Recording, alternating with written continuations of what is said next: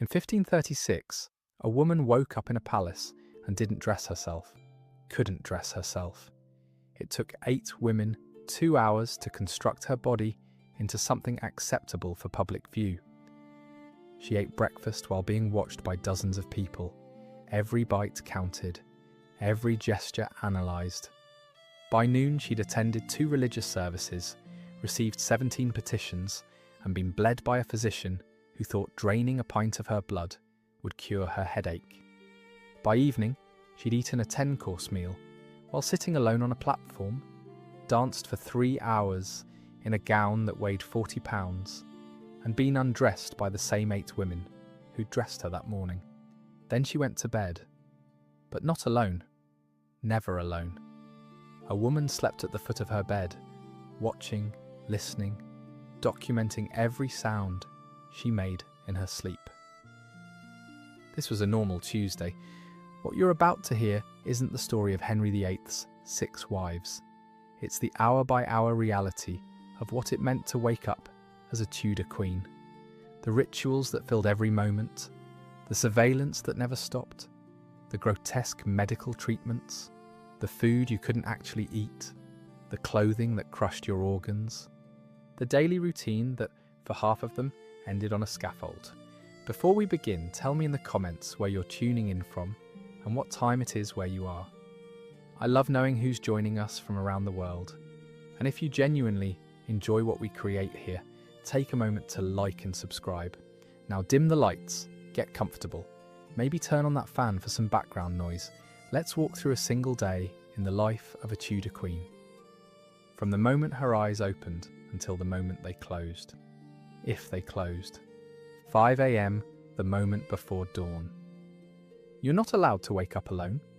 This is the first rule of being a Tudor queen, and it never stops being violating. One of your ladies in waiting sleeps on a pallet at the foot of your bed, every single night. Sometimes 2 ladies. Their job is simple. Witness everything. When you wake at dawn, and you will wake at dawn, because the servants are already opening your curtains, that lady is already awake, already watching, already noting whether you slept well, whether you cried in the night, whether you called out in your dreams. Your bed is an architectural marvel, a massive carved oak frame draped with embroidered silk curtains that can be drawn completely closed, creating a private chamber within a chamber. The mattress is stuffed with woolen feathers, covered with linen sheets that were changed yesterday. The pillows are filled with down. It's the most comfortable place in the entire palace. But it's not private. Those curtains can be drawn closed, yes. But the lady at the foot of your bed is inside them with you. She hears everything. If you use the chamber pot in the middle of the night, hidden in a small closet behind a tapestry, she knows. If you have a nightmare, she knows. If you're crying, she knows. And she'll report it, not to you, to whoever is paying her real salary. Because these ladies aren't just servants. They're intelligence agents placed in your household by powerful families, foreign ambassadors, the King's Council. Your bedroom is the most intimate surveillance operation in England. When the curtains are pulled back at dawn, light floods in. If it's summer, maybe real sunlight through the leaded glass windows. If it's winter, just the grey pre-dawn gloom. You're wearing a linen nightgown that goes from your neck to your feet. Long-sleeved, modest even in sleep. Underneath it, you're naked. Tudor people slept nude beneath their nightclothes. Your first conscious thought is probably, I have to perform today. Because every moment from now until you go to bed tonight will be a performance. Every gesture choreographed, every word analysed, every bite of food counted. You can't scratch an itch without someone noting it. You can't grimace in pain without it being interpreted as political weakness. You can't show fear even though you're terrified, because fear is blood in the water. The lady at the foot of your bed rises and curtsies. Good morrow, your grace. You nod, gracious, serene, even though you barely slept because your corset yesterday was laced so tight you still have bruises on your ribs. Good morrow. More ladies enter, 6 of them, 8 if it's a formal day. They're already dressed, already coiffed, already perfect. You're still in your nightgown. One brings a silver basin of rose water. Not hot. Heating water is labour-intensive and saved for evening baths. Cold water. You dip your fingers in, the shock of it waking you fully. You splash your face. That's the extent of your morning washing. No shower, no soap on your body, just face and hands with cold rose water. Why? Because Tudor medical theory held that water opened your pores and let disease in. Bathing your whole body was considered genuinely dangerous. It could kill you. So how do you stay clean? You don't. Not by our standards. You'll change your linen undergarments today. The theory is that fresh linen absorbs the body's impurities, sweat, oils, dead skin, grime. Yesterday's smock is damp and discoloured from a full day against your skin. Today's is fresh and white. This is considered hygiene, which means that beneath all the jewels and silk you're about to put on, you smell like an unwashed human body. Everyone does. The whole palace reeks of it underneath the perfume and the herbs scattered on the floors and the pomanders everyone carries. You mask it with scent, lots of scent, but the smell is always there. One of your ladies brings a looking glass, polished metal, not modern glass. You glance at your reflection. You barely recognise yourself some mornings. Your skin is pale, almost grey. The lead-based makeup you wore yesterday is still partially on your face, settled into your pores. Your hair, what's left of it, because the lead makeup has made so much of it fall out, is matted and damp with sweat. You're 30 years old. You look 50. But in 2 hours, you'll look like a queen. The construction is about to begin. 5:30 a.m., the architecture of queenship. The dressing ritual takes 2 hours, every single morning. No exceptions. Let me walk you through exactly what happens, minute by minute, because this is where you stop being a person and become a symbol. You're standing in the centre of your chamber in just your nightgown. The ladies circle you like sculptors approaching a block of marble. First layer, the smock. Your nightgown is removed, you're briefly naked in front of 6 to 8 women, and the fresh smock goes on. It's long-sleeved, ankle length, made of fine white linen. This will be the only thing touching your skin all day. Then the corset, but forget everything you know about Victorian corsets. This is different, and somehow worse. It's called a pair of bodies, and it's made of thick canvas or leather, stiffened with paste. Vertical channels are sewn into it containing pieces of wood or whalebone. The goal isn't to create an hourglass figure, it's to create a perfectly flat, cone-shaped torso. No curves, no waist definition, just a smooth, rigid cone from shoulder to hip. Why? Because it makes you look less human, more like a religious icon, untouchable, divine. 2 ladies position the corset on your torso, 2 more begin lacing it up the back. This takes 15 minutes. They pull the laces tighter and tighter and tighter. Your ribs compress, your lungs can only take shallow breaths. If you tried to take a deep breath right now, you couldn't. The corset won't allow it. Your organs are being compressed and rearranged. Your stomach is pushed up. Your intestines are compressed downward. Your liver is being squashed against your ribs. This is what you'll wear for the next 16 hours. The ladies tie off the laces. You've been standing with your arms slightly raised for 15 minutes, perfectly still, not complaining even though it hurts. Because complaining makes you weak, difficult, shrewish. Next, the farthingale. This is a cage, a literal cage made of bent wood or whalebone hoops, tied together with tapes. It goes around your hips and makes your skirts stick out in a dramatic cone shape. The circumference at the bottom is about 6 feet. Wearing this means you can't sit normally. You have to perch on the edge of chairs. You can't walk through narrow doorways without turning sideways. You can't bend down to pick anything up. If you drop something, you wait for a servant to retrieve it. The farthingale also makes using the chamber pot a logistical nightmare. You have to hike up multiple layers of skirts while managing this wooden cage structure. And remember, there's always someone nearby. Privacy doesn't exist. Next, the kirtle. This is a fitted gown, that goes over the farthingale, made of silk or velvet, usually in rich jewel tones: crimson, emerald, sapphire, royal purple. The kirtle has a separate bodice and skirt. The bodice laces up the front with dozens of tiny eyelets. This takes another 10 minutes, then the sleeves. Here's where it gets strange. Sleeves are separate pieces. They're not attached to the gown. They're tied on with dozens of ribbons called points, threaded through eyelets in both the sleeve and bodice. This means you can mix and match, create different combinations, display your wealth by owning hundreds of sleeve sets. It also means that if the ribbons come loose during the day, your sleeve can literally fall off. This happened to Anne Boleyn once during a formal dinner. Scandalous. Attaching both sleeves takes another 15 minutes. You've been standing for 45 minutes now. Your back aches, your feet hurt, you're already exhausted, but we're not done. Over the kirtle comes the overgown. Yet another layer, even more elaborate, often made of cloth of gold or cloth of silver, actual metallic thread woven into fabric. A single overgown can cost more than most people earn in their entire lives. This is trimmed with fur. Ermine in winter, that white fur with black spots you see in portraits. Sable for special occasions. Fox or mink for every day. The fur isn't just decorative. Those stone palaces are freezing. The fur is insulation. More lacing, more adjusting, another 20 minutes, now jewellery.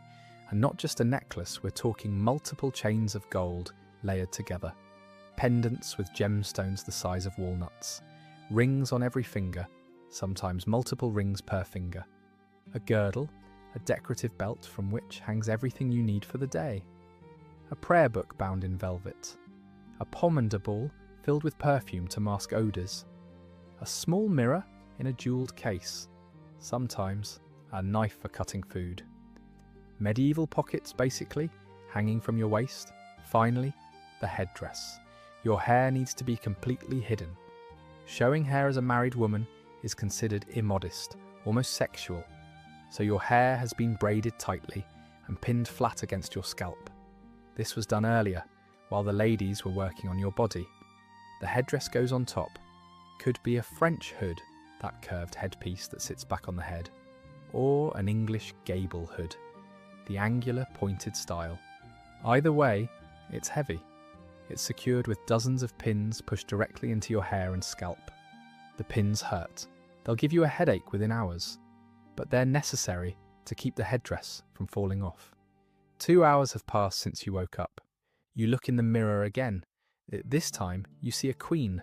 Rigid, glittering, perfect. But here's what else happened during those 2 hours. The ladies examined your body. They noted whether you'd gained or lost weight.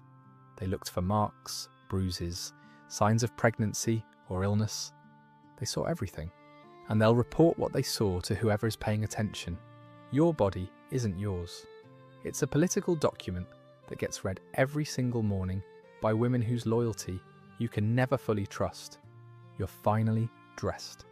Now the day can begin. Morning prayers and the religion that could kill you. You attend Mass 3 times a day. This isn't optional, it's mandatory. Miss it and people will notice. And in Tudor England, people noticing your religious habits can get you burned alive. Morning prayers happen at 7 a.m. in your private chapel. It's a small room, beautiful but intimate.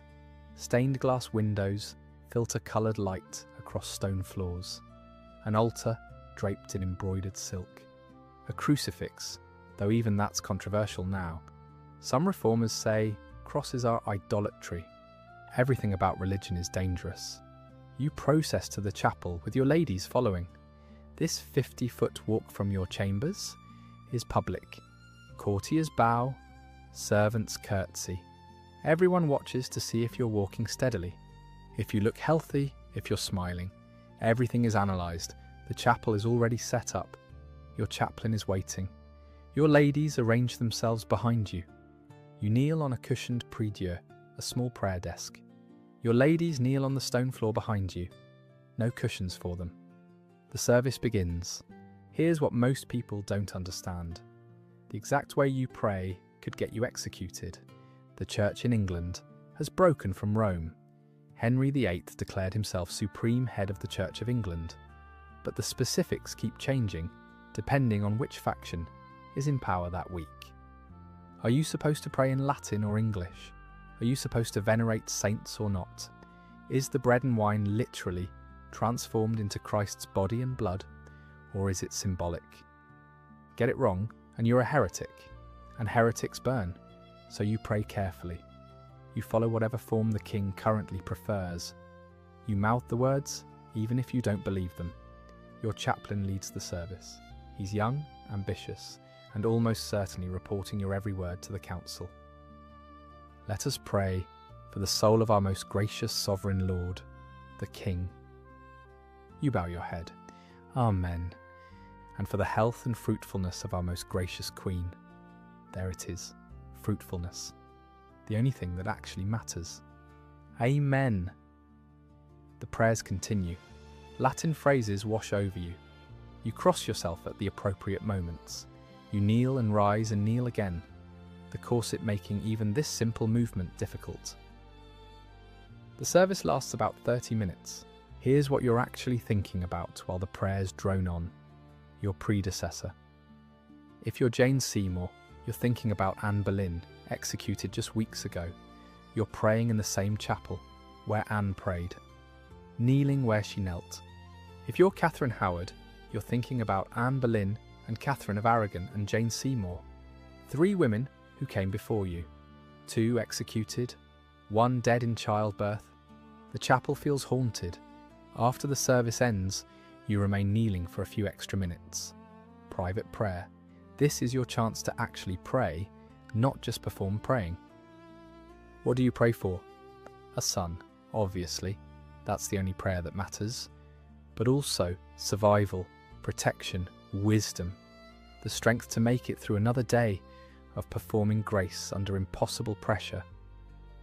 And maybe quietly, in the deepest part of your heart, escape. You light a candle, not for the king, not for England, for yourself, for the woman you were before you became a queen, for the girl who believed in fairy tales. You watch the flame flicker, then you rise, smooth your skirts, and return to your chambers. It's 7:30 a.m. You've been awake for 2.5 hours. You haven't eaten yet. 8 a.m. The breakfast. You're not allowed to eat. Breakfast is a performance, not a meal. You're seated in your presence chamber, a formal room where you receive visitors. Your ladies are arranged around you. Musicians play softly from the gallery. Courtiers stand at a respectful distance, waiting for the chance to approach.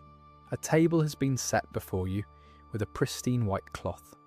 On it, a piece of manchet bread roughly the size of your palm, a small portion of cheese, and a cup of weak ale. That's your breakfast. Manchet is white bread made from fine wheat flour with all the bran sifted out. It's soft, expensive, exclusive. The whiter your bread, the higher your status. The cheese is fresh, brought up from the dairy this morning. The ale is small ale, very low alcohol content, safer than water, because it's been boiled during brewing. This is maybe 250 calories total. Maybe. You've been awake for 3 hours. You'll be working until 11 p.m. tonight. This is supposed to sustain you until dinner at 11 a.m. But here's the thing. You're not supposed to actually eat even this small amount enthusiastically. Appetite is vulgar, lower class. Peasants eat large breakfasts because they need energy for physical labour. Nobles prove their refinement by barely needing food at all. You take a bite of bread, tiny, delicate. You chew slowly, your face serene. You sip the ale. Small sips. The cheese you might not touch at all. Too much enthusiasm for food would be unseemly. The whole performance takes maybe 15 minutes. Most of the food remains on the table, barely touched. Where does it go? Your servants will eat it, or it'll be sold at the palace gates to the poor who wait for scraps. Nothing is wasted, but the queen herself consumes almost nothing. Your stomach is growling. You're genuinely hungry. The corset is already making you nauseous, and eating helps settle your stomach. But you can't show it. Hunger is weakness. While you nibble your bread, business happens. A woman approaches and kneels. She's a merchant's widow whose husband died in a shipwreck. She's seeking financial assistance. You listen while taking microscopic bites of bread. You ask her questions. You make a decision. £20 from my privy purse, you tell your secretary, and arrange for her eldest son to be apprenticed. The woman weeps with gratitude. Your Grace, God bless you. You nod graciously and take another tiny sip of ale. Next, a scholar requesting patronage for his translation work. Then a foreign ambassador presenting gifts from his king. Then one of your lady's cousins hoping for a position in your household. You conduct business while barely eating. This is expected. This is normal. By 8:30, the breakfast performance is over. Your ladies clear the table. You're still hungry. You'll be hungry until dinner at 11 a.m. And even then, you won't be allowed to actually eat enough to satisfy your hunger. This is your life. Constant grinding hunger disguised as refinement. But there's no time to think about food. Your physician has arrived. It's time for your daily medical treatment. 9 a.m. when your doctor tries to kill you. Dr. William Butts arrives carrying his leather bag. He's the most educated physician in England. Cambridge trained, experienced, trusted by the king himself. Almost everything he's about to do will make you sicker. You receive him in your privy chamber, a slightly more private room. Your most trusted ladies remain. Even medical examinations need witnesses. Good morrow, your Grace. How do you fare? This is a loaded question. If you admit to feeling unwell, he'll treat you. His treatments are often worse than the illness. But if you say you're fine when you're clearly not, people will notice and rumours will spread about your health. I am well, doctor, though I had some difficulty sleeping. He nods sagely. And your monthly courses? This question is asked every single time. Your menstrual cycle is state business. Everyone needs to know if you're pregnant. They arrived on schedule, doctor. He makes a note. This information will be reported to the King's Council. Any pains, unusual discharges, swelling? You have to answer honestly, because your ladies have already seen everything while dressing you. If you lie, they'll contradict you. Some pain in my lower back, and the headaches continue. He sets down his bag. The headaches? Yes. We must address the excess of hot, moist humours in your head. Here it comes. He opens his bag and removes a small brass bowl and several objects that look like fat, grey-black slugs. Leeches. Medical leeches. I'll apply them to your temples, your Grace. They'll draw out the excess blood causing pressure in your head. You've been through this before? You know it doesn't help, but refusing would be seen as foolish, rejecting medical wisdom.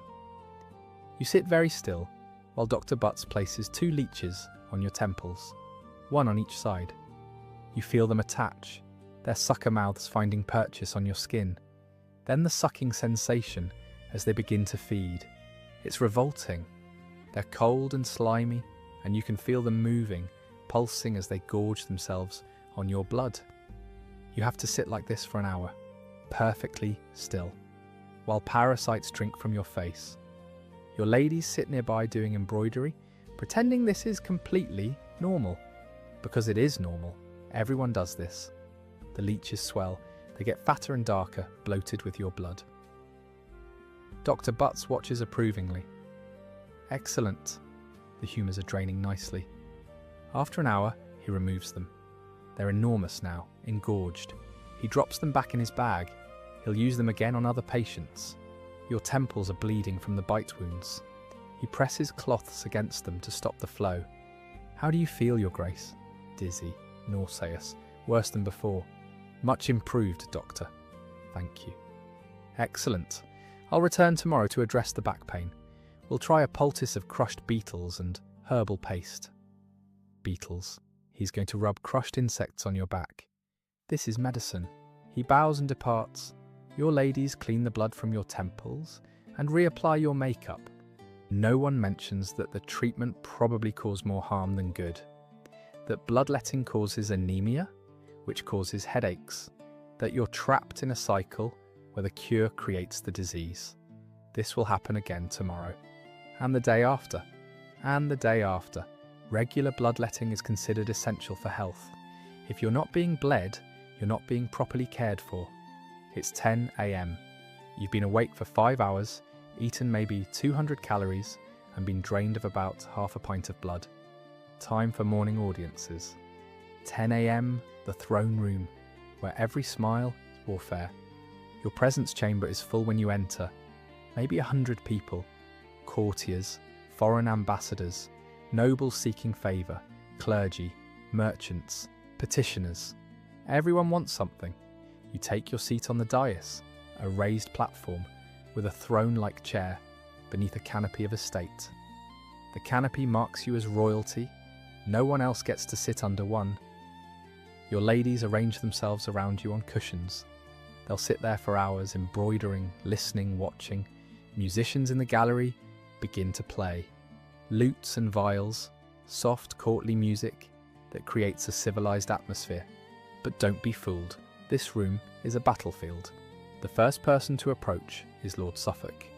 He bows deeply. Your Grace, I come to request your intervention in a dispute regarding land rights with my neighbour, Lord Pemberton. You know, this isn't really about land rights. This is about faction politics. Suffolk is aligned with the Conservative Catholic bloc. Pemberton is aligned with reformers. They're using this land dispute as a proxy for their larger conflict. If you rule for Suffolk, you signal support for the Conservatives. If you rule for Pemberton, you support the reformers. Either way, you make enemies. I shall consider the matter carefully, Lord Suffolk. Bring me all relevant documents. Translation: I'm not deciding now. I'm buying time to figure out which side is winning the larger power struggle. He bows and withdraws, unsatisfied but unable to push harder without seeming disrespectful. Next, the French ambassador. He approaches with gifts, a bolt of silk, a jewelled brooch, a letter from his king. You accept graciously. You read the letter. You compose your face to show nothing, even though the letter contains a veiled threat regarding trade agreements. Please convey my warm greetings to His Most Christian Majesty. I shall write a proper response soon. Translation: I need to consult with my husband and his council before I say anything substantive. The ambassador bows and withdraws. This continues for 2 hours, person after person approaching, each interaction coded, each word weighted. A woman seeking help finding her son a position, a merchant hoping for monopoly rights, a clergyman requesting funding for his church, an artist wanting a commission. You listen, you smile, you make vague promises or gentle refusals, and the whole time everyone is watching everyone else. Who gets close to the Queen? Who does she favour with her smiles? Who leaves satisfied? Who leaves disappointed? These observations are currency, information that will be bought, sold, traded. Lady Rochford is sitting 3 feet away, embroidering roses onto a cushion cover. She's mentally cataloguing every word so she can report to whom? The Duke of Norfolk? The Spanish ambassador? Thomas Cromwell? She's already destroyed one queen, Anne Boleyn. Her testimony helped send Anne to the scaffold. And now she's sitting in your presence chamber, stitching flowers, gathering ammunition. You can't trust her, you can't dismiss her, you can't show that you know she's dangerous. So you smile at her occasionally, compliment her needlework, pretend you're friends, because that's what survival looks like. It's noon. You've been performing for 5 hours straight. Your back aches from sitting so rigidly. Your temples throb where the leeches bit you. Your stomach is cramping from hunger. But finally, mercifully, it's time for dinner, the main meal of the day. Surely you'll get to eat now. Surely. Noon, the feast where queens starve. Dinner is the main meal of the day, served at 11 a.m. or noon. And for a queen, it's not about food, it's about theatre. You don't eat in the great hall with everyone else. That's for lesser nobles and courtiers. You dine in your presence chamber, on the raised dais, under your canopy of estate, alone. The king might join you if he chooses, but usually you eat alone while dozens, sometimes hundreds, of people watch. Let me describe exactly what this looks like. The table is set with white linen, spotless, embroidered at the edges with your family crest, silver plates and goblets, everything gleaming. You're already seated. Your ladies have arranged your skirts perfectly around you, so the farthingale doesn't make you look awkward. You sit upright, back straight, hands folded. The food arrives in procession. First comes the gentleman usher, carrying his white staff of office. He walks slowly, ceremonially, his staff striking the floor with each step. Behind him, the sewer, pronounced sewer, who's responsible for tasting everything and arranging the dishes. His job is to make sure you're not poisoned. Then the servers carrying platters, heavy silver platters that require 2 men to carry. The first course arrives, multiple dishes, all placed on your table at once. A whole roasted swan, still in its feathers, reconstructed after cooking to look alive. A peacock similarly restored, its tail feathers fanned out dramatically. A baron of beef, an entire cut so large it overflows the platter. Roasted venison, wild boar, pheasant, capon, so much meat. The smell is overwhelming, heavy spices barely masking the fact that some of this meat is on the edge of spoiling. But here's the thing, you're not meant to eat from every dish. The platters are placed on the table, and you take from the ones nearest you. If something delicious is at the far end, too bad. Reaching across the table is unthinkably rude, so your actual meal depends on which dishes happen to be placed near you, and which you can reach without overextending. You take a small piece of swan. The sewer has already cut it into tiny, manageable portions. You eat it with your fingers. There are no forks. Forks are Italian and considered effeminate. You have a knife for cutting, a spoon for soup. Everything else is eaten with your hands, but carefully, delicately, taking tiny bites, chewing with your mouth closed, using pieces of bread as edible napkins to keep your fingers relatively clean. You take maybe 3 bites of swan, then you set it aside. The venison is placed near you. You take 1 small piece. It's tough, gamey, heavily spiced with pepper and cinnamon. You eat it slowly. Your stomach is growling. You've only eaten that tiny breakfast 7 hours ago, and you've been bled by leeches, but you can't show hunger. Appetite is vulgar.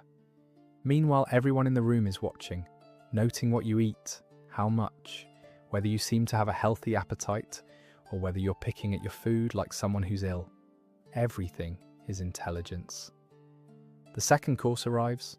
Fish, it's Friday, a fast day, so no more meat is served. Whole salmon, pike, eel, a lamprey pie, which is essentially a parasitic fish baked in pastry. You take a tiny piece of salmon. It's cold. It was cooked an hour ago in the kitchens and has been sitting while the servers arranged everything. You eat 3 bites, then come the sweets, elaborate confections made from sugar paste, a subtlety, a sugar sculpture, 3 feet tall depicting a castle with tiny sugar knights. It's meant to be admired, not eaten, though technically it's edible.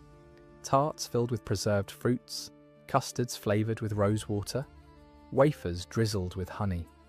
You take 1 small wafer, you nibble it. The entire meal has taken an hour. Multiple courses, dozens of dishes, enough food to feed 50 people. You've consumed maybe 400 calories, total. The rest will be removed and distributed to your household. Your ladies will eat the leftovers, then your servants. Then it'll be sold at the palace gates to the poor. Nothing is wasted, but you're still hungry, desperately hungry. Your stomach aches. The corset makes it worse. It's compressing your stomach, making you feel even more nauseous and empty. But you smile graciously as the servants clear the table. An excellent meal, you say to no one in particular. Your ladies murmur agreement. You stand and they rush to adjust your skirts. You process out of the presence chamber, heading back to your privy chamber. It's 1 p.m. You've been awake for 8 hours, and you've consumed maybe 650 calories total. You'll be working until 11 p.m. tonight. This is sustainable, right? 1 p.m. Needlework as warfare. Your privy chamber is smaller than the presence chamber, more intimate. This is where you spend most of your afternoons. Your ladies arrange themselves around you. Some sit on cushions on the floor, some on low stools. You sit in an elaborate chair that's almost a throne. Everyone has needlework. This is what Tudor queens do in the afternoon. Embroidery. Hours and hours of embroidery. But this isn't just busy work. It's coded political communication. You're working on an altar cloth for the Chapel Royal. It'll be used during religious services attended by the king, the court, foreign ambassadors. Everyone important will see it. So every choice matters. Every image you stitch carries meaning. You're embroidering a scene from the life of Queen Esther, the biblical figure who saved her people through clever political maneuvering. The message is subtle but clear. Women can be powerful through intelligence and strategy. Your needle moves in and out. Tiny stitches in silk thread. Green for the leaves, gold for Esther's crown, crimson for her robes. It's painstaking work. You've been working on this cloth for 3 months. It's maybe 1/3 finished. While you stitch, you conduct business. A young noblewoman is brought before you. She's seeking a position in your household. What skills do you have? You ask, your needle never stopping. I read Latin and French, Your Grace. I play the virginals. I embroider. Can you dance? Yes, Your Grace. To sing? Tolerably well, Your Grace. You consider her. She's pretty, young, eager, which means she's dangerous. Every pretty young woman at court is a potential replacement for you, but refusing her might offend her family, who are powerful, so you must accept her graciously. You may join my household. Lady Margaret will instruct you in your duties. She curtsies deeply. Thank you, Your Grace. I shall serve you faithfully. Faithfully, sure, until someone offers her more money to spy on you. Your needle continues moving, in and out, green thread now, creating leaves on a vine. Your ladies are also embroidering. They're working on various projects, cushion covers, bed hangings, decorative panels. The finest pieces will be gifts for important nobles. Everything is strategic. Lady Anne is sitting near the window, stitching roses onto a panel. She's been unusually quiet today. Lady Anne, are you well? She looks up, startled. Yes, Your Grace. Forgive me. I was concentrating on the pattern. But you notice her hands are shaking slightly. Something is wrong. You make a mental note. Find out what's troubling her. Because if she's in distress, she's vulnerable. And vulnerable ladies can be turned, bribed, manipulated. Everyone in this room is a potential threat. Everyone is gathering intelligence. Everyone has divided loyalties. Your needle moves, gold thread now, creating the pattern on Esther's crown. A servant enters with refreshments, small cakes flavoured with rose water, watered wine, candied ginger. You take one tiny piece of candied ginger. Your ladies help themselves more freely. They're allowed to eat. You're not. The afternoon stretches on. Needle in, needle out. Your fingers are cramping. Your back aches from sitting so rigidly upright. The corset makes breathing difficult. But you can't show discomfort, can't complain, can't even grimace. You're a queen. Queens don't feel pain, except you do. Your whole body hurts. The headache from this morning's bloodletting is worse. Your temples throb where the leeches bit. Your stomach cramps from hunger, but your face remains serene. Your needle keeps moving. At 2 p.m, musicians arrive. 3 men with lutes and viols. They set up in the corner and begin playing. The music is supposed to be soothing. It mostly gives you something to focus on besides the pain. You embroider, your ladies embroider. The musicians play. Time passes in this strange, suspended way. This is your afternoon, every afternoon, for hours. People think being a queen means parties and dancing and excitement. They don't understand that most of your life is sitting in rooms doing needlework, while your body slowly breaks down from malnutrition and medical malpractice and sheer physical compression. It's 3 p.m. Your needle has made approximately 3,000 tiny stitches since you started. Queen Esther's face is beginning to take shape. She looks serene, powerful, in control. You wish you felt any of those things. 3 p.m, afternoon.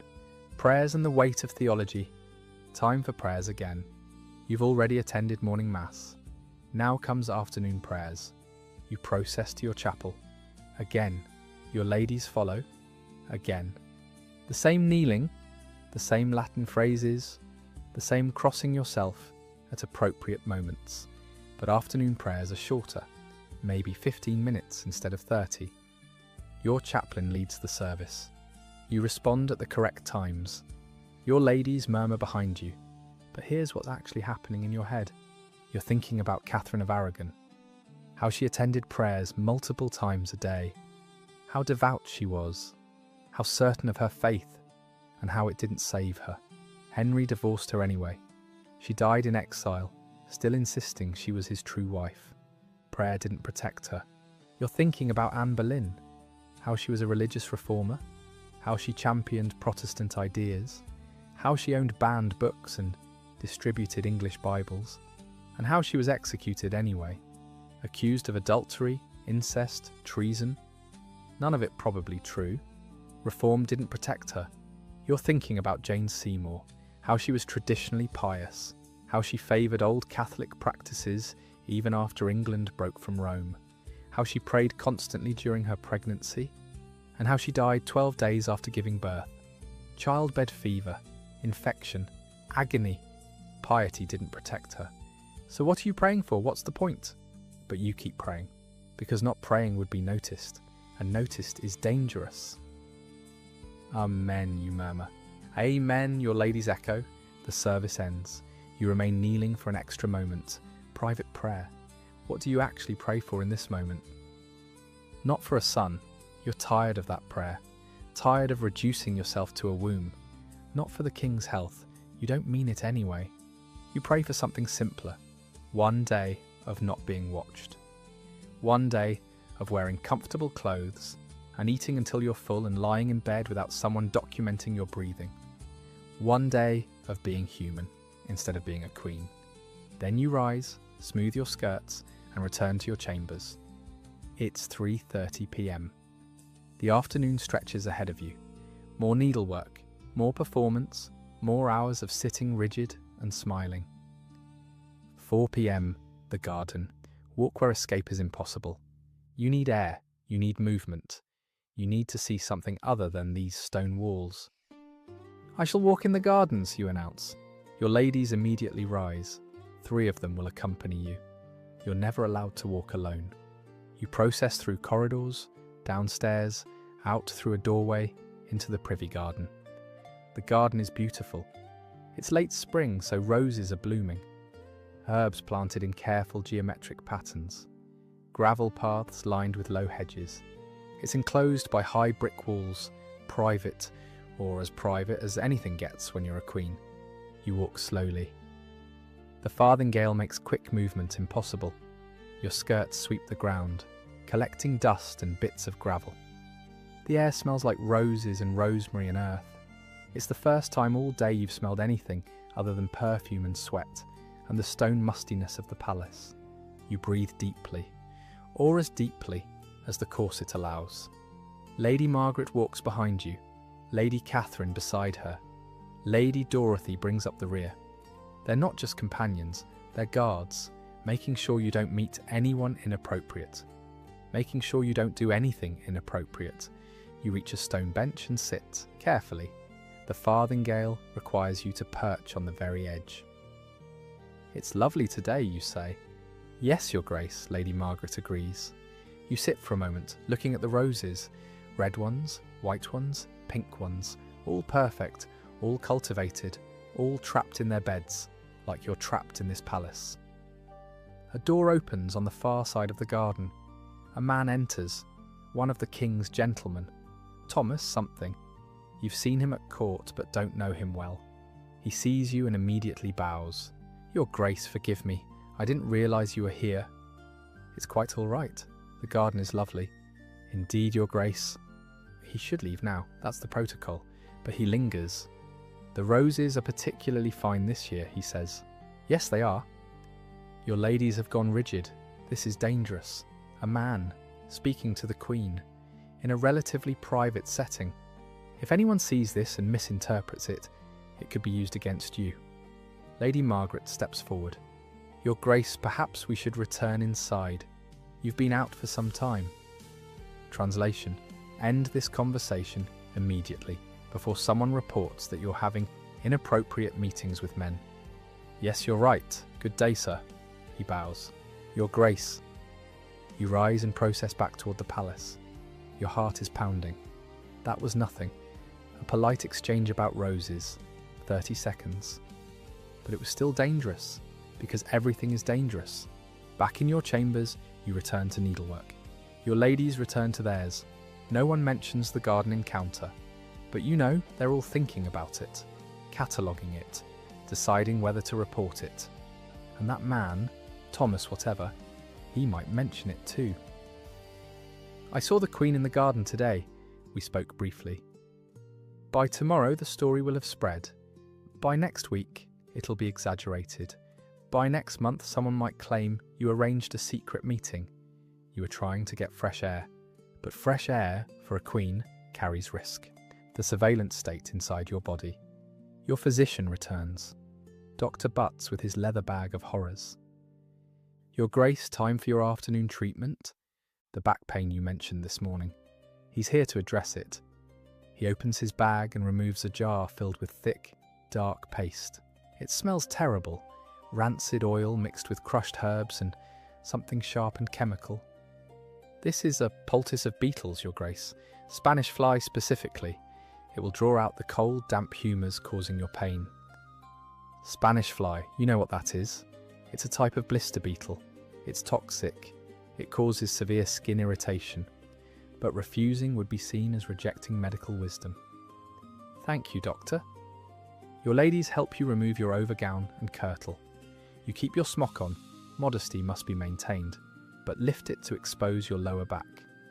Dr. Butts applies the paste directly to your skin. You feel it immediately. A burning sensation. It will feel warm, Your Grace. That's the medicine working. How warm. It feels like your skin is on fire. He covers the paste with a cloth and ties it in place. Keep this on for 2 hours. Then we'll remove it and apply a cooling compress. 2 hours. 2 hours of this burning. Thank you, Doctor. He bows and departs. Your ladies help you dress again. The cloth tied around your back makes everything fit awkwardly. But you manage. You return to your chair and pick up your needlework. Your back is screaming. The burning intensifies. You can feel blisters forming under the paste, but you keep stitching. Your face remains calm. Lady Margaret glances at you.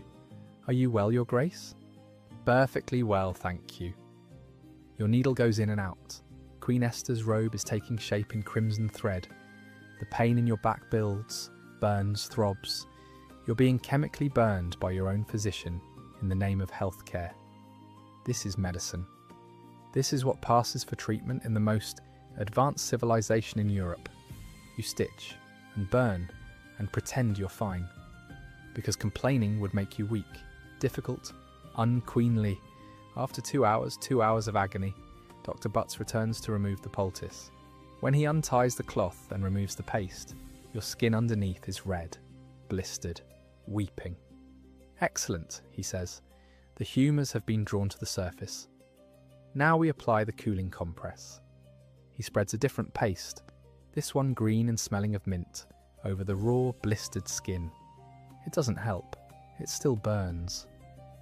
You should feel relief by evening, Your Grace. You won't. You know you won't. This will hurt for days. The blisters might get infected. You might develop scars. But you smile. Thank you, Doctor. He bows and leaves. Your ladies help you dress again. Every movement pulls at the blistered skin on your back. You sit, you pick up your needlework. Your needle keeps moving. 6 p.m, supper and the second performance. Supper is lighter than dinner but follows the same pattern. You sit alone at your table. Food is brought in procession. Everyone watches while you eat almost nothing. Tonight's supper? Cold meats left from dinner, cheese, bread, fruit if it's in season. Tonight there are early strawberries, tiny and sweet, watered wine, small ale. You take a piece of cheese, a strawberry, a sip of wine. You eat for maybe 15 minutes. You consume perhaps 200 calories. The food is removed. You're still hungry. Your back is throbbing. Your temples ache. Your stomach cramps. But you smile as if this is perfectly satisfactory. It's 6:30 p.m. You've been awake for 13.5 hours. You've consumed maybe 1,000 calories total today. Tomorrow will be the same, and the day after, and the day after. This is how queens starve while surrounded by feasts. 7 p.m. Entertainment as endurance test. Evening entertainment happens in the Great Hall. This is more public than your private chambers. The entire court attends. You're expected to be present, to be gracious, to be entertaining. Tonight there's dancing. You sit on the dais at the head of the hall. The king is beside you tonight. He's chosen to attend. Musicians play from the gallery. Loud, energetic music, drums and pipes and lutes. Courtiers begin to dance, elaborate, athletic dances that involve a lot of jumping and spinning. These aren't slow, graceful waltzes. They're physical, exhausting. The king rises. "Will you dance, madam?" You can't refuse. Even though your back is screaming from the beetle poultice, even though you're exhausted, even though the corset makes breathing difficult and the farthingale makes movement awkward. "I would be honoured, Your Majesty." He leads you onto the floor. The music begins. A pavan, thank God. That's slower, stately, processional. You move through the steps, forward, back, turn, curtsy, rise. Your gown weighs maybe 40 pounds, with all the layers and jewellery. Your back throbs with every movement, but you smile. The king is watching you. Everyone is watching you. You must be graceful, elegant, a perfect queen. The dance ends. Everyone applauds. You curtsy to the king. "Another?" he asks. "Please God, no, if it pleases Your Majesty." The music starts again. A galliard this time. Faster, more energetic. You jump as much as you can jump in a farthingale. You spin. You keep time with the music. Your head is spinning. The room tilts slightly. You're dehydrated and malnourished and exhausted and in pain. But you smile. You dance. You perform. After 3 dances, the king finally releases you. You return to your seat, trying not to show how desperately you need to sit down. The entertainment continues. Professional performers now. Acrobats tumbling across the floor. A troupe of actors performing a comedy. You watch. You laugh at the appropriate moments. You applaud. Inside, you're counting the hours until you can finally stop performing and go to bed. It's 9 p.m. You've been awake for 16 hours. Only 2 more hours until you can retreat to your chambers. 2 more hours of smiling. 9 p.m. The undressing that takes forever. Finally, you're allowed to withdraw to your chambers. The undressing ritual begins. It's the morning routine in reverse, and it takes just as long. Your ladies surround you. They begin removing layers. First the jewels, each necklace lifted carefully over your head, each ring pulled from your fingers. Your fingers are swollen, so this hurts. Each bracelet unclasped. Everything is counted and recorded. Jewellery is valuable. It must be accounted for. Then the headdress.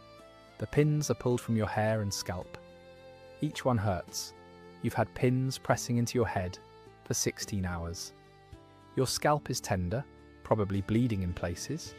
Your hair is unpinned. It falls loose for the first time all day. Your ladies brush it gently. Then the overgown is unlaced and lifted off, carefully. It's too expensive to risk damaging. Then the kirtle, more unlacing, more lifting. Then the sleeves are untied. Those dozens of ribbons called points, loosened one by one. Then finally, the corset is unlaced. This is the best moment of the day. The moment when you can breathe. The laces loosen. The pressure releases. Your ribs expand. Your lungs fill completely for the first time in 16 hours. You take a deep, shuddering breath. Your ladies remove the corset. Your body feels strange without it. Soft, vulnerable, real.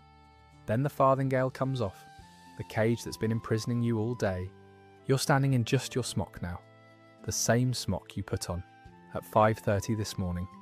It's damp with sweat, discoloured, reeking. A fresh nightgown is brought. Your ladies lift the soiled smock over your head. You're briefly naked in front of them and drop the clean nightgown over you. It's soft, cool, blissfully loose. You can move again, bend, breathe, exist as a body instead of an architectural sculpture. Your ladies bring you to your bed. They've already turned down the covers. They help you climb in. One brings a tray, watered wine, a small piece of marchpane, almond paste candy, a wafer. You eat the marchpane. It's sweet and dense, maybe 100 calories. Your total for the day, roughly 1,100 calories, maybe 1,200. You'll do this again tomorrow. It's 10 p.m. One more prayer service, then finally, sleep. 10 p.m. Evening. Prayers and the fear that never stops. Your chaplain arrives for Compline, the final prayer service of the day. You're in bed already, propped up on pillows, wearing your nightgown. This is acceptable for evening prayers in your private chamber. Your ladies kneel around your bed. Your chaplain stands at the foot. The prayers are brief. Blessings for the night. Prayers for protection during sleep. Thanks for surviving another day. Amen. Amen. Your chaplain withdraws. Your ladies withdraw. All except one. Lady Margaret will sleep on the pallet at the foot of your bed, just like she did last night. Just like she will tomorrow night. You're never alone. The candles are extinguished. Only one remains burning, a small one on a table near the bed. Enough light to see by if you wake in the night, but dim enough to sleep. You lie down. Your body sinks into the mattress. After 16 hours of rigid posture, lying down feels like surrender. Your back throbs where the beetle poultice burned you. Your temples ache where the leeches bit. Your stomach cramps from hunger and the day's stress. Your mind races. Did you say anything today that could be used against you? Did you smile at the wrong person? Did someone notice the brief conversation in the garden? Are you pregnant? Your courses came on schedule, but maybe you counted wrong. Maybe this month will be different. What if you're not pregnant? How much longer before the king loses patience? What if you are pregnant but you miscarry again? What if the baby is another girl? What if the baby is born deformed like Anne Boleyn's stillborn son? What if? You can't sleep. Not yet, even though you're exhausted beyond measure. Because night is when the fear comes, when the performance finally stops, and you're left alone with the terrifying knowledge of how precarious everything is. You listen to Lady Margaret's breathing at the foot of your bed. She's already asleep. You stare at the canopy above you, the embroidered fabric barely visible in the dim light. Somewhere in this palace, someone is writing a report about you, about what you ate today, what you said, who you spoke to, whether you seemed healthy or ill. That report will be read by the King's Council, maybe by the King himself, and they'll make decisions about your future based on it. You have no control, no real power, no safety. You're a queen, yes, but you're also a prisoner in a gilded cage, and the cage gets smaller every day. You finally fall asleep around midnight. Fitful, anxious sleep full of dreams that feel like warnings. At 5 a.m, your ladies will open the curtains again, and the entire cycle will repeat. The dressing, the breakfast you can't eat, the bloodletting, the audiences, the needlework, the prayers, the surveillance, the performance, every day. For however long you survive, this is the daily life of a Tudor queen. Not crowns and castles and romance, just endurance, strategy, fear, and the constant knowledge that one wrong step means the scaffold. Now I want to ask you something, and I'm genuinely curious about your answer.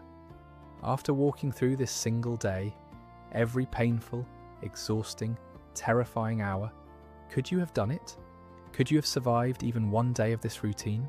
Not the dramatic moments we remember from history, just the grinding, relentless daily reality of being watched, starved, bled and compressed into an object. Tell me honestly in the comments, but here's what I haven't told you yet. What I just described is a normal day, a routine day, nothing special happening. There are also special days, and special days are somehow worse. Let me tell you about royal progresses, those summer tours when the entire court would travel around England for weeks or months. Every few days, you'd arrive at a new noble's estate. Your ladies would have packed your entire wardrobe. Remember, that's hundreds of gowns, sleeves, headdresses, jewels into travelling chests. At each new location, everything would have to be unpacked, arranged, and displayed. Then packed again when you moved on. You'd sleep in unfamiliar beds, eat unfamiliar food, meet unfamiliar servants who might be loyal to people who hate you. And you'd still have to do the whole routine, the dressing, the prayers, the audiences, the meals where you don't eat, the needlework, the surveillance, but on the road, in uncomfortable carriages on terrible roads, with no stable routine, no familiar faces except your own household. And the worst part, you couldn't show that you were uncomfortable, couldn't complain that your back hurt from days of travelling, couldn't admit that sleeping in a different bed every 3 nights was exhausting. You had to smile and compliment your hosts and pretend you were having a wonderful time. One progress in 1541 covered over 800 miles over several months. 800 miles in carriages with no suspension on roads that were barely roads, stopping every few days at estates where the hosts had bankrupted themselves preparing for your visit, and through it all maintaining perfect queenly composure. Or feast days, holy days when special celebrations were required. Christmas, Easter, Pentecost, Saints' days, your own birthday. On these days the routine expanded, more courses at meals, longer religious services, more entertainment, more hours of performing. A normal day you might dance for 2 hours. On a feast day, you'd dance for 4 or 5 hours. In that £40 gown, with blisters on your feet from your uncomfortable shoes, with your back aching and your head pounding, smiling the entire time. Or royal christenings. If you'd successfully given birth and survived it, there would be an elaborate christening ceremony for your child. You'd be expected to appear, even though you might have given birth just days ago, even though you might be bleeding, infected, in agony. Jane Seymour didn't attend Edward's christening in October 1537. She was too weak. She'd been bleeding heavily since the birth. She was developing a fever, but even from her bed, she had to receive well wishes, had to smile and accept congratulations, had to pretend she was recovering nicely. She was dying. She knew she was dying. Everyone around her knew she was dying. But the performance continued until it couldn't anymore. Or executions. When someone was executed for treason, and this happened fairly regularly, the Queen was expected to attend court the next day as if nothing had happened. In May 1536, Anne Boleyn was Queen. She watched as 5 men were tried and condemned for allegedly being her lovers. Then she watched as they were executed, some beheaded, some hanged, drawn and quartered. Then, 4 days later, she was executed herself. But in those 4 days, she was expected to maintain some version of queenly dignity, to eat meals, to pray, to receive visitors while waiting to die, or state visits from foreign dignitaries. When an important foreign noble or ambassador arrived, the Queen's schedule would be completely disrupted. Special audiences, special meals, special entertainments, everything amplified and extended. You'd have to wear your most expensive gowns, display your most impressive jewels, demonstrate England's wealth and sophistication, all while conducting subtle diplomatic negotiations through carefully chosen words and gestures. Every conversation was multi-layered. Every gift carried meaning. Every smile or frown was analysed by the visitor and reported back to their king. It was chess played with clothing and facial expressions. Exhausting doesn't begin to cover it. Let me tell you about something historians rarely discuss in detail: menstruation. Your menstrual cycle wasn't private, it was state business. Every month your ladies would be watching for signs that your courses had arrived. The moment they did, it would be reported to your physicians, to the king's council, sometimes to the king himself. Why? Because if you were menstruating, you definitely weren't pregnant. And everyone needed to know immediately so they could start counting down to your fertile window again. The king would be informed when you were likely to be most fertile. He'd be expected to visit your chambers during that time. Your most intimate bodily functions were scheduled and monitored like state appointments. But here's what made it even worse. Dealing with menstruation in Tudor times was genuinely difficult. There were no modern sanitary products. Women used cloth rags tied between their legs or held in place with a kind of belt. These would need to be changed multiple times a day, washed and reused. Where did you wash them? In cold water with lye soap. Who washed them? Your most trusted ladies, because this was too intimate to trust to regular laundry servants. The cloths would be hung to dry in a private area, then folded and stored until next month. And all of this had to be done discreetly. Menstruation was considered shameful, polluting. You couldn't let anyone outside your intimate circle know you were bleeding. But everyone did know, because your household staff knew, and they talked. If your courses were late, even by a few days, rumours would start spreading. The queen might be with child, hope would build, the king would be informed, he'd become more attentive. Then if your courses finally arrived, there'd be disappointment. Sometimes anger, always tension. Your body's natural monthly cycle became a source of palace-wide drama. And if your courses were irregular, which they probably were given the stress and malnutrition, it was even worse. False alarms, raised hopes, crushing disappointments, month after month, year after year. Your body wasn't your own. It was a political instrument that regularly failed to perform its only important function. Let's say you did get pregnant, finally. After months or years of trying, you'd think this would be a relief, a reprieve. It wasn't. The moment pregnancy was suspected, everything changed. First, your diet would be adjusted. Not improved, adjusted. Medieval physicians had very specific ideas about what pregnant women should eat. Cold, moist foods were thought to balance the heat of pregnancy. So, more fish, more vegetables, less meat, less spice. You'd be given daily doses of medicinal remedies, crushed pearls in wine, powdered rubies, emerald dust, all supposed to strengthen the baby, all completely useless and possibly toxic. Your activities would be restricted, no dancing, no riding, no long walks. You were supposed to rest constantly, but not too much rest, because that could make the baby lazy. It was an impossible balance that physicians couldn't even explain clearly. Then at about 6 weeks before your due date came taking to the chamber. This was a formal ritual where you'd withdraw from public life completely. You'd process to your birthing chamber, and the door would close behind you. You wouldn't emerge until after the baby was born. 6 weeks minimum. Sometimes longer if there were complications. The birthing chamber would be prepared specifically for this purpose. Every window would be covered with heavy tapestries, thick cloth blocking out all light and air. Why? Because medieval medical theory held that light and fresh air were dangerous for pregnant women and newborns. The chamber needed to be dark, warm, and sealed. The air inside must have been suffocating, heavy with the smell of bodies and anxiety. No ventilation, just candlelight and fear.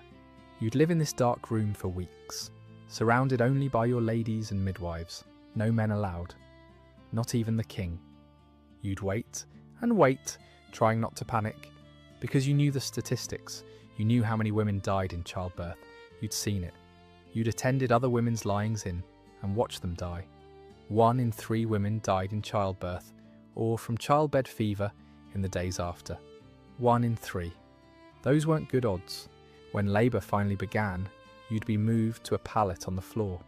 The bed was too expensive to risk ruining with blood and afterbirth. You'd kneel or squat, supported by your ladies.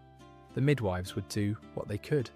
No pain relief, no anaesthesia, no modern medical interventions, just pain, hours of pain, sometimes days of pain. Jane Seymour laboured for 3 days, 72 hours of agony before Edward was finally born. Imagine that. 3 days of the worst pain you've ever felt, in a dark, hot room, unable to see clearly, unable to breathe fresh air, surrounded by people who might not be able to save you if something goes wrong. And something went wrong a lot. Babies got stuck, cords wrapped around necks, placentas didn't deliver, hemorrhaging, infection. Medieval midwives were skilled, but they were working without any of the tools or knowledge that make modern childbirth survivable. If you survived the birth, you then had to survive the recovery. This is when childbed fever often struck, an infection caused by unsanitary conditions and unclean hands. It would start with a fever a few days after birth, then delirium, then death, usually within a week. Jane Seymour developed symptoms on the 3rd day after Edward's birth. By day 5, she was delirious. By day 12, she was dead. Catherine Parr developed symptoms 2 days after giving birth in 1548. She died on day 6. Even if you survived everything, the pregnancy, the birth, the recovery, you then faced another challenge. The baby had to survive too. Infant mortality was horrifyingly high. Half of all babies died before their first birthday. Accidents, illness, unknown causes.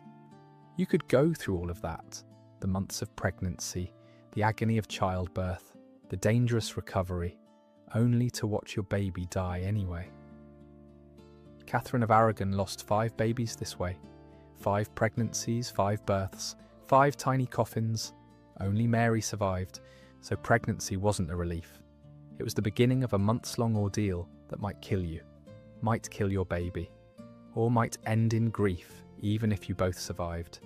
And the whole time, everyone would be watching, monitoring, reporting, hoping for a son, always hoping for a son, because a daughter, while better than nothing, wasn't really success. It was just postponing failure. I need to tell you about the servants, because your daily life doesn't make sense without understanding the shadow world of people who made it all function. Every morning when you woke, servants had already been working for hours. They'd lit fires in your chambers, heated water, what little was heated, laid out the silver basin, arranged your clothes. These weren't your ladies-in-waiting. These were lower servants, chambermaids, laundresses, kitchen workers. They saw everything, and I mean everything. The chambermaid who emptied your chamber pot knew immediately if you were pregnant. She could see blood or lack thereof. She could see unusual discharge or signs of illness, and she'd report it, not maliciously. Well, not always maliciously, but because servants talked to each other, and information was valuable. The Queen's chamber pot had blood in it today. That information would travel through the servant network faster than through official channels. Within hours, everyone would know your courses had arrived, before the physicians officially reported it, before the council was informed. The servant grapevine was faster and more accurate than any official intelligence service. The laundresses who washed your smocks knew about your body in intimate detail. They could see stains, smell unusual odours, detect changes that might indicate pregnancy or illness. They knew things your physicians didn't know because you'd never tell the physicians, but the evidence was there in your clothing. The kitchen servants who prepared your food knew exactly what you ate and what you didn't. They could see which dishes came back barely touched. They knew about your appetite, or lack thereof. If you were eating less than usual, they'd notice. They'd speculate about whether you were ill or pregnant or in distress. And they'd talk. The servants who changed your bed linens knew whether the king had visited your bed. They could tell from the state of the sheets, the pillows, the bed curtains. This information was gold. Everyone wanted to know about the royal marriage. Was it functional? Was conception even possible? The servants knew, and the servants talked. But here's what's interesting. Servants could also protect you. If you treated them well, which some queens did and some didn't, they might keep certain secrets. They might delay reporting certain things. They might give you warnings about dangers they'd overheard. Catherine Parr survived Henry's warrant for her arrest in 1546, partly because someone, probably a servant, warned her in time. Someone who'd overheard something in the king's chambers. Someone who'd seen the warrant being prepared. Someone who liked Catherine enough to risk their own safety to save her. We don't know who it was, the records don't say. Just that Catherine somehow found out and was able to go to Henry and talk her way out of execution. A servant saved her life, but servants could also destroy you. When Catherine Howard was investigated in 1541, servants were questioned extensively. Servants from her childhood household, servants from her current household, servants who'd seen late-night meetings, servants who'd noticed unusual comings and goings. Their testimony condemned her. They described Thomas Culpeper leaving her chambers late at night. They described Lady Rochford acting as lookout. They described Catherine's anxiety and secretiveness. Whether all of it was true doesn't matter. The servants said it, and their word was considered credible. Because who would know better than the people who emptied your chamber pots and washed your sheets and stood outside your doors? So every day, as you performed being a queen for the nobles and courtiers, there was another performance happening for the servants. You had to treat them well enough that they'd protect you if needed, but not so familiarly that they'd lose respect. You had to acknowledge their service without acknowledging how much power they actually held over you. Because they saw everything, the public queen and the private woman, the performance and the reality, and they talked, always. Here's the brutal truth about being a Tudor queen. There's a clock always ticking. From the moment you marry the king, people are counting. Counting the months until you produce an heir. Counting the pregnancies. Counting the failures. Catherine of Aragon had time at first. She was young when she married Henry, 17 years old. Plenty of time to have multiple pregnancies and produce a son. But pregnancy after pregnancy ended in loss. Miscarriage, stillbirth, babies who lived days or weeks and then died. Only Mary survived. The years passed. Catherine got older. The pregnancies became less frequent. Hope faded. By the time Catherine was in her 40s, it was clear she wouldn't have more children. She was too old, past childbearing age. That's when Henry started looking for a way out. Anne Boleyn had even less time. She married Henry when she was probably 32, already considered old for a first marriage by Tudor standards. She got pregnant quickly. Elizabeth was born in 1533, but Elizabeth was a girl, not the son Henry needed. Anne had maybe 3 more years to produce a son. 3 years before people started calling her a failure. She had 2 more pregnancies. Both ended in miscarriage. The second miscarriage in January 1536 was a boy, a deformed stillborn. 4 months later, Anne was arrested and executed. Her time had run out. Jane Seymour had the shortest timeline of all. She was 28 when she married Henry. She got pregnant almost immediately. She had 1 chance to get this right. 1 pregnancy. 1 shot at producing a healthy male heir. She succeeded. Edward was born in October 1537. Healthy, male, perfect. But Jane died 12 days later. Her time ran out in a different way. Anne of Cleves never got a real timeline. She married Henry in January 1540. By July, the marriage was annulled. 6 months. That was her entire time as queen. She never got pregnant. The marriage probably wasn't consummated. Henry couldn't stand her, found her physically repulsive. So her timeline collapsed immediately. No point giving her time to produce an heir if Henry wouldn't touch her. Catherine Howard had a little over a year. She married Henry in July 1540. She was arrested in November 1541. 17 months. She never got pregnant during that time, whether because she wasn't fertile, or because Henry was no longer really capable, or because of bad luck, we don't know. But 17 months without pregnancy was starting to look worrying. People were starting to whisper. Then the adultery accusations came, and her time ended abruptly on a scaffold. Catherine Parr had the most interesting timeline. She married Henry in July 1543. He died in January 1547, 3.5 years as queen. She never got pregnant during that time. Henry was probably no longer capable by then, but she survived him. Her timeline extended beyond his life.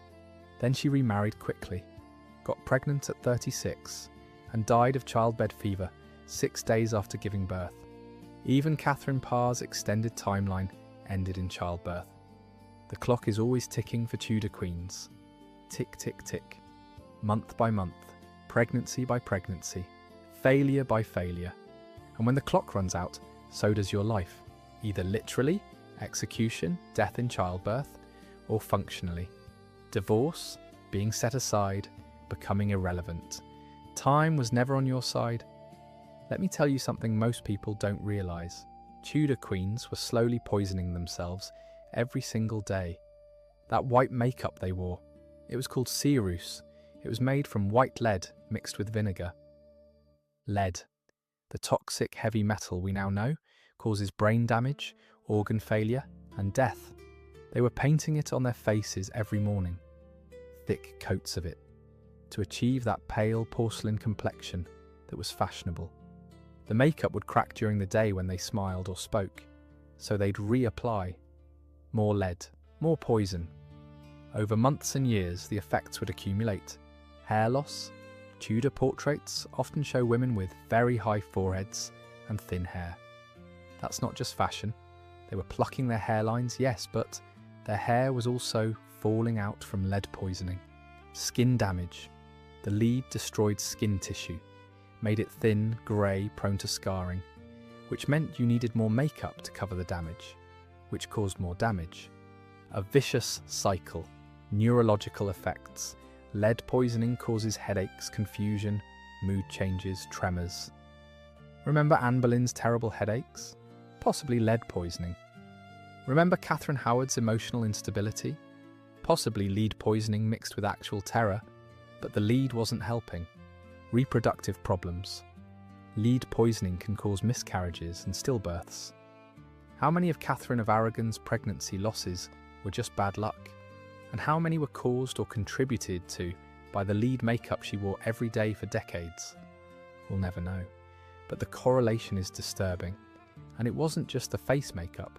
The rouge they used on their cheeks was made from red lead or cinnabar, mercury sulfide, all so toxic.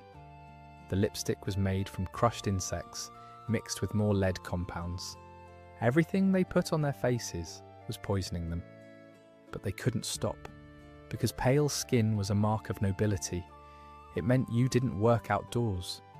You didn't labour in the sun. You were refined, elevated. Tan skin was for peasants. So even though the makeup made them sick, made their hair fall out, made their skin deteriorate, they kept using it. Because the alternative, appearing without makeup, showing their natural skin, would have been scandalous, inappropriate, a sign of negligence. Beauty was suffering, and suffering was required. The portraits we have of these women, the famous Holbein paintings and others, show them with perfect pale skin, rosy cheeks, red lips. What you can't see in the portraits, the lead slowly destroying their brains, the hair falling out under the headdresses, the skin lesions hidden under more makeup, the tremors in their hands as they posed. They looked perfect. They were rotting from the inside out, all in service of an impossible beauty standard that was literally killing them. So here we are. We've walked through a complete day in the life of a Tudor queen. Hour by hour, ritual by ritual, pain by pain. The question everyone asks, was it worth it? Would you have done it? Would you have accepted the proposal to marry the king, knowing everything you know now about what that life actually entailed? Let's consider what you'd be giving up. Your body. It's not yours anymore. It's state property. Examined daily, bled regularly, compressed into unnatural shapes, fed barely enough to survive, used for one purpose, producing heirs, your privacy gone completely. You're never alone. Someone is always watching, listening, documenting your safety. You could be executed at any time for real or fabricated charges. You could die in childbirth. You could be poisoned by your own physicians. Your freedom. You can't travel without permission. Can't choose your own friends. Can't read banned books. Can't have opinions that differ from the king's. Can't even dress yourself. Your time. Every hour is scheduled. Every moment is performance. You can't just rest when you're tired or eat when you're hungry. Your dignity. You'll be starved, bled, purged, prodded, examined and judged constantly. Your body's functions are public business. What would you be gaining? Power. Except not really. You have no real authority. You're a figurehead, a symbol. Your only power comes from producing male children. Wealth. You'll wear jewels worth fortunes and sleep in expensive beds. But you can't actually own anything. It all belongs to the king, and it disappears the moment he tires of you. Status. You're queen. Everyone curtsies to you, but they're also plotting against you, gathering evidence, waiting for you to fail. Security? There is no security. Your position is precarious from day one. So what's the actual benefit? For most women, there wasn't one. They didn't choose this. They were chosen. Their families arranged it. Refusing would have insulted the king and destroyed their family's prospects. But if you had somehow had a choice, should you have taken it? Catherine of Aragon would probably say no. She spent 24 years as queen and ended up divorced, exiled, dying alone in a cold castle, her daughter declared a bastard. Anne Boleyn would definitely say no. She went from being queen to being executed in less than 3 years. Her final words on the scaffold were gracious, but she died knowing her daughter would be labelled a bastard because of fabricated charges. Jane Seymour might say yes. She achieved the one thing that mattered, giving Henry a son, but she died doing it. And her son would die at 15 anyway, making her sacrifice ultimately pointless. Anne of Cleves would absolutely say no to being queen, but yes to the divorce. She ended up with wealth, freedom, and a longer life than any of the others. Being a failed queen was the best thing that ever happened to her. Catherine Howard would say no. She was 19. She was executed for maybe having affairs, maybe not. Her entire queenship lasted 17 months and ended with her head on a block. Catherine Parr might say, maybe she survived Henry, got to remarry for love, but then died in childbirth at 36. Even the survivor died young. Here's what I think. None of it was worth it. The wealth meant nothing when you were too starved and exhausted to enjoy it. The status meant nothing when you were constantly terrified of losing it. The power was an illusion. Real power belonged to men. You were just borrowing it temporarily and conditionally. And the cost, the physical pain, the emotional terror, the constant surveillance, the likelihood of violent death, the cost was too high. Being a Tudor queen wasn't a fairy tale. It was a job. A brutal, exhausting, dangerous job with terrible pay. You couldn't actually keep anything. And worse benefits, possibly execution. And the thing is, they knew this. By the time Henry was looking for his 6th wife, every noblewoman in England knew what happened to the previous 5. Catherine Parr initially tried to refuse. She wanted to marry Thomas Seymour, the man she actually loved. But you couldn't refuse the king. So she married Henry, knowing full well that 2 of his wives had been executed. One had died in childbirth, and one had been humiliated and divorced. She did it anyway, because she had no choice. That's the real answer to whether it was worth it. It doesn't matter. For most of these women, It wasn't a choice. It was an obligation they couldn't refuse. And once you were in, once you wore that crown, you couldn't get out except through divorce, death, or the scaffold. The crown wasn't a prize, it was a trap. And every single one of Henry VIII's wives got caught in it. Epilogue. When the day ends, but the story continues. It's midnight now. In our hypothetical day in the life of a Tudor queen, you'd be asleep. Finally. Fitfully. Anxiously. Lady Margaret sleeping on her pallet at the foot of your bed, listening even in sleep. Tomorrow you'll wake at 5 a.m. and do it all again. The dressing, the prayers, the breakfast you don't eat, the bloodletting, the audiences, the needlework, the performance, every day the same, with slight variations for feast days or progresses or pregnancies or investigations. Until the day it all ends. Some queens got decades of this routine. Catherine of Aragon endured it for 24 years before being divorced. Some got only months. Catherine Howard made it 17 months before her arrest. But all of them lived this daily reality, the hourly grind of performing queenship, while their bodies slowly broke down from malnutrition, medical malpractice, and sheer physical compression. They were human beings trapped in an impossible role, expected to be perfect, fertile, gracious, beautiful, pious, obedient, intelligent but not threatening, present but not demanding, powerful but submissive, expected to produce male heirs from bodies that were starved, bled and poisoned, expected to survive in a system designed to destroy them. Some lasted longer than others, but the system claimed them all eventually. Catherine of Aragon died in exile. Anne Boleyn died on a scaffold. Jane Seymour died in childbed. Anne of Cleves died in comfortable retirement, but still young. Catherine Howard died on a scaffold. Catherine Parr died in childbed. Not one of them made it to old age. Not one of them died peacefully in her bed after a long, fulfilling life.